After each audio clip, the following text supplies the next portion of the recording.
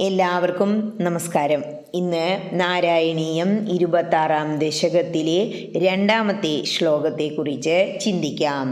ഹരേ നാരായണ. കുംഭോദ്ഭൂതി സംവൃതക്രോധഭാര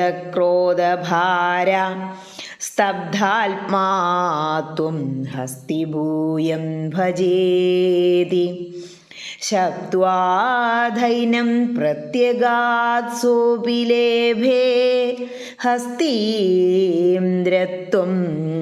ത്വൽസ്മൃതി വ്യക്തിധന്യം. ഇനി ഈ ശ്ലോകത്തിലെ ഓരോ വാക്കുകളുടെയും അർത്ഥത്തെക്കുറിച്ച് ചിന്തിക്കാം. കുംഭോത്ഭൂതി, കുംഭോത്ഭവനായ അഗസ്ത്യ മഹർഷി. സംവൃത ക്രോധഭാര, അനാദരവ് കണ്ട് കലശലായി കോപിച്ചു. സ്തബ്ധാത്മാ ത്വം ഹസ്തിഭൂയം, എന്നിട്ട് അങ്ങോട്ട് ശപിക്കുക. എന്താ ശപിച്ച്? കൂസലില്ലാത്ത, അതായത് അഹങ്കാരിയായ നീ ആനയായി തീരട്ടെ എന്ന്. ഭജേതി ശബ്ദ്വാധൈനം, ഭജ ഇതി ഏനം ശബ്ദ്വാ എന്ന് ഇന്ദ്രദ്യുമ്നനെ ശപിച്ച ശേഷം അഥാ പ്രത്യഗാത്, പിന്നെ തിരികെ പോയി. സോപി ലേഭേ ഹസ്തീന്ദ്രത്വം ത്വൽസ്മൃതി വ്യക്തിധന്യം. സ അപി, ആ രാജാവ്, ലേഭേ ഹസ്തീന്ദ്രത്വം, ശാപം കിട്ടിയത് മൂലം ഗജരൂപം പ്രാപിച്ചു.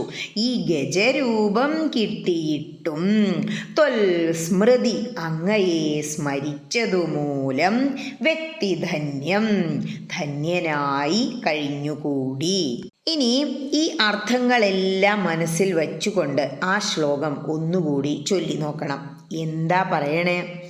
അതിനാൽ കുംഭോത്ഭവനായ അഗസ്ത്യമുനി ക്രോധം പൂണ്ട് അഹങ്കാരിയായ നീ ആനയായി തീരട്ടെ എന്ന് ഇന്ദ്രദ്യുമ്നനെ ശപിച്ച് മടങ്ങിപ്പോയി.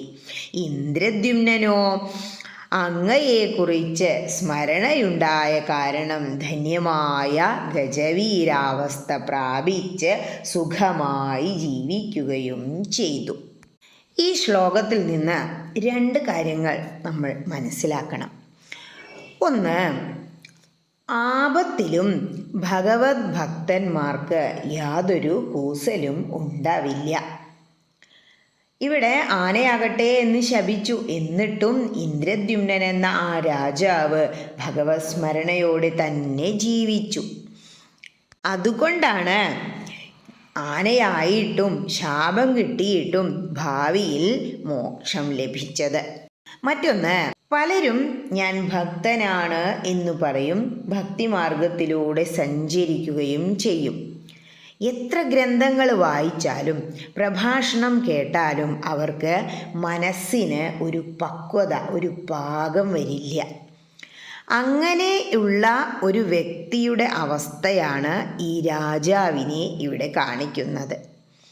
അതുകൊണ്ട് തന്നെയാണ് ആ ഒരു പക്വത വരാത്തത് കൊണ്ട്, പരിപാകമായ മനസ്സാകാത്തത് കൊണ്ടാണ് അദ്ദേഹത്തിന് ഒരു മഹർഷിയിൽ നിന്നും ശാപം ലഭിച്ച് ആനയായി മാറിയത്. പൊതുവെ മതയാനകളെ നമ്മൾ അഹങ്കാരത്തോടാണ് ഉപമിക്കാറ്. അതുകൊണ്ടാണ് ഇങ്ങനെ ഒരു കഥ വന്നത്. ഹരേ കൃഷ്ണ.